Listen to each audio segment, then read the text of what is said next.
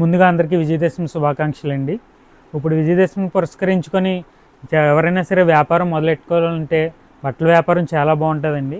అందులో మాది వచ్చి ప్రత్యేకించి నైటీస్ అవి మేము ఓన్గా మ్యానుఫ్యాక్చర్ చేస్తామండి. మా దగ్గర స్టార్టింగ్ వచ్చి 110 రూపీస్ నుండి కూడా ఉంటాయండి. హోల్సేల్గా మీకు బల్క్ ఎన్ని కావాలంటే అన్నీ ఉంటాయి. ఇలా ఫ్రాక్ నైటీస్ కానీ ఎంబ్రాయిడింగ్ వర్క్ నైటీస్ ఉంటాయండి,